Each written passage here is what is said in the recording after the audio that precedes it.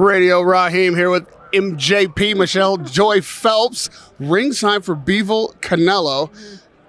Were you surprised, first of all, at the way the fight went, before we get to the decision? Yes. I would be lying if I said that I wasn't surprised. Let's be honest. There was always you'd kind of be an idiot to sort of, I guess, bet against Canelo at this point, just seeing what he's been able to do in several weight classes.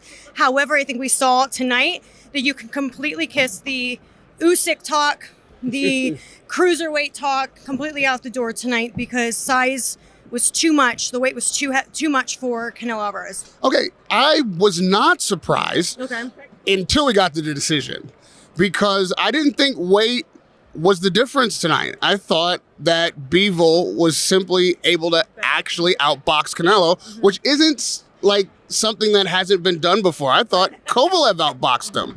But because he's able to count on a knockout punch late, and I think he learned the wrong lesson from Kovalev, that later in the fight, I'm going to get him. Like, eventually, the guy's going to wither. I'm going to knock him out. And he started to go for those heavy shots early, gassed himself out, and lost rounds. Like, I gave him 2 rounds, 3 if I'm generous. I actually think the weight was the problem. Not discrediting Bivol by any means necessary. I actually tweeted that people need to put respect on Bivol's name because, let's be honest, everybody pretty much thought that Canelo was going to win. Everybody. So, and I talked to, pretty much everyone. They're like, oh, yeah, Canelo. I mean, I don't think I heard one person say Bivol tonight. So go ahead.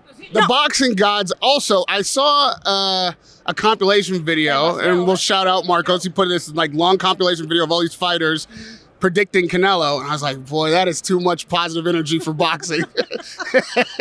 It was too ceremonial. I think the boxing gods just don't like that. The Triple G fight, waiting in the wings, it was too nicely, perfectly set up. There's just no way they're going to allow that to happen.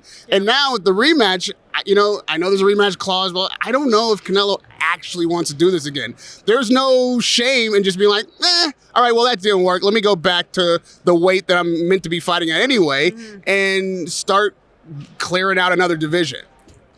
Look, he dared to be great tonight. You have to respect that. How many fighters are you talking? I mean, let's be honest. This week, he was straight up mentioning Usyk. Like, let's be honest.